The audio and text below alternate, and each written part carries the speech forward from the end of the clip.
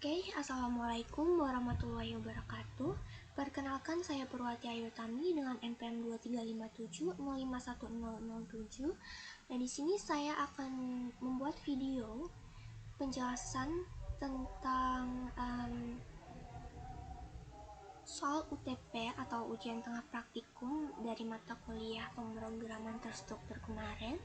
Di sini ada 5 soal dan saya hanya menjawab 4 saja karena hanya 4 soal yang diwajibkan dan yang satunya itu adalah soal untuk bonus. Kita langsung saja ke question yang pertama, yaitu kita disuruh membuat sebuah class template dengan template satu parameter yang bernama trapezoid atau sama dengan trapesium yang mempunyai atribut base 1, base 2, dan juga height. Note, masing-masing atribut adalah public. Jadi akses dari atribut itu adalah public. Di sini ada contoh cara mendeklarasikannya. Ini kita langsung saja. Ini kita menggunakan template type num t. Kemudian kita membuat class trapezoid. Kemudian kita membuat akses public untuk atribut tadi, ketiga atribut tadi. Nah, ini hasilnya kita korek semua test case-nya memenuhi. Kemudian kita lanjut ke question kedua. Nah, question kedua ini adalah lanjutan soal sebelumnya, tetapi mengubah akses yang tadinya public menjadi private. Kemudian kita membuat dua tipe konstruktor. Yang pertama itu konstruktor yang tidak memiliki parameter dan set nilai default masing-masing atribut menjadi 10.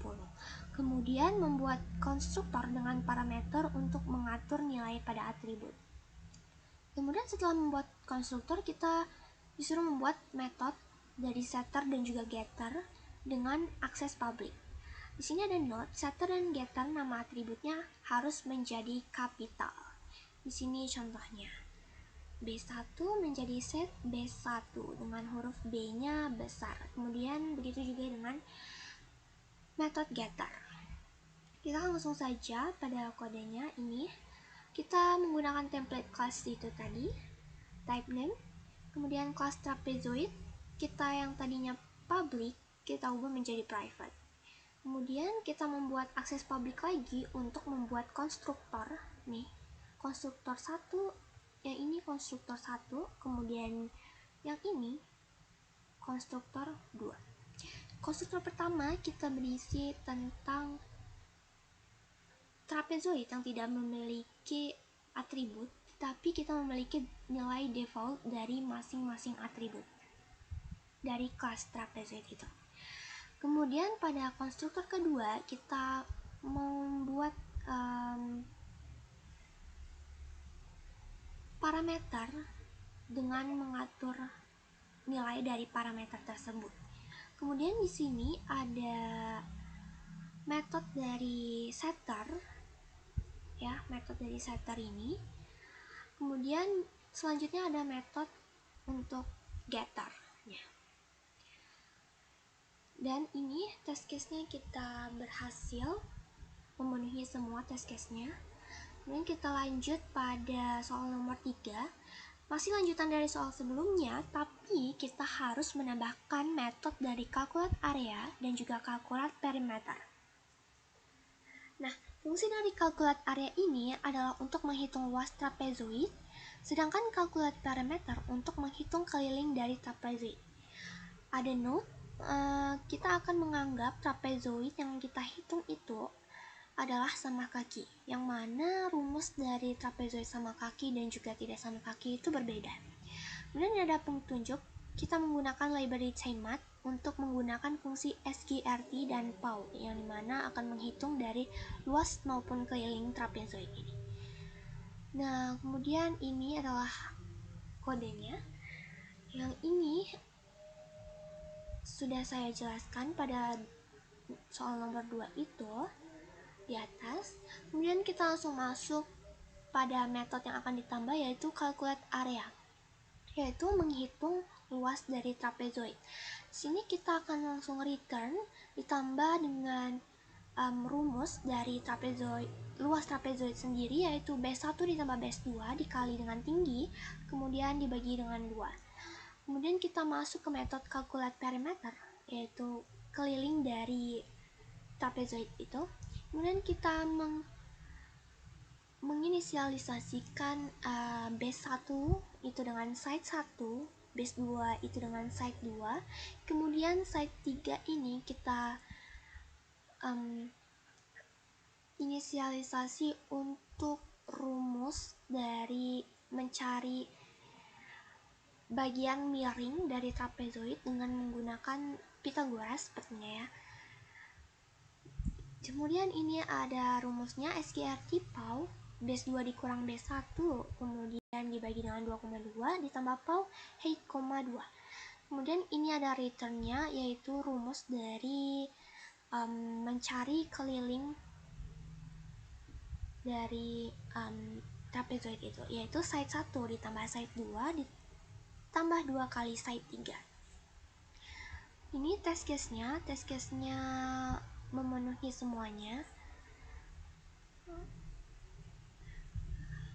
Kemudian kita langsung lanjut ke soal nomor 4. Nah, pada nomor 4 ini kita sudah ganti soal, yaitu kita harus membuat template kelas bentuk layang-layang yang bernama kite dengan ketentuan sebagai berikut. Atribut dari kelas tersebut adalah diagonal 1 dan diagonal 2 dengan akses private. Terdapat dua macam konstruktor, yaitu konstruktor pertama tanpa parameter dengan nilai default 10 dengan konstruktor dengan parameter prototype parameter adalah sebagai berikut. Adanya metode setter dan getter sama seperti soal trapezoid sebelumnya. Kemudian ada metode calculate area dan calculate perimeter. Note, kita anggap layang-layang di atas ini adalah layang-layang sama sisi. Kemudian kita langsung saja masuk ke kodenya. Nah, di sini kita menggunakan template type name, bisa juga kita menggunakan class T sini. Kemudian kita harus membuat kelas kite bernama kite. Kemudian kita membuat atribut dengan akses private, yaitu di T diagonal 1 dan T diagonal 2. Kemudian kita membuat akses public untuk membuat konstruktor dengan nilai defaultnya 10 tanpa atribut, tanpa parameter. Kemudian di sini kita ada konstruktor yang kedua, yaitu konstruktor dengan parameter, ini parameternya. Kemudian untuk menjelaskan prototype parameternya. Kemudian di sini ada fungsi void untuk membuat method setter. Kemudian ada method getter untuk mencari, untuk get diagonal. Kemudian kita ada calculate area. Di sini kita membuat calculate area menghitung luas dari layang-layang tersebut, yaitu menggunakan rumus luas layang-layang, yaitu diagonal 1 dikali diagonal 2 dibagi dengan 2. Kemudian ada calculate perimeter, yaitu kita menggunakan rumus untuk mencari keliling dari layang-layang tersebut. Ini sebenarnya salah ya, salah rumus. Kita salah rumus, yang mana yang membuat test case dari punya saya sendiri itu salah. Kita salahnya di perimeter saja. Jadi rumus dari perimeter ini kita salah, jadi membuat test case-nya tidak memenuhi gitu. Jadi harusnya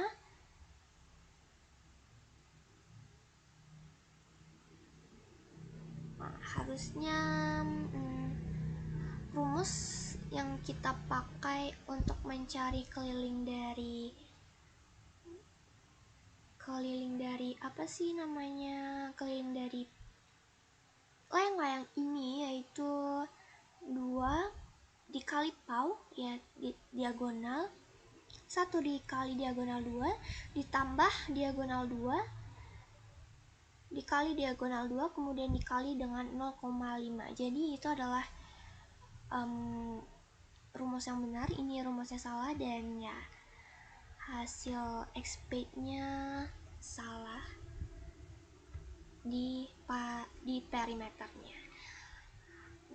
Kemudian kita, nah ini soal nomor 5, ini adalah soalnya nggak wajib, jadi kalau misalnya nggak dikerjain juga nggak apa-apa. Jadi sekian penjelasan dari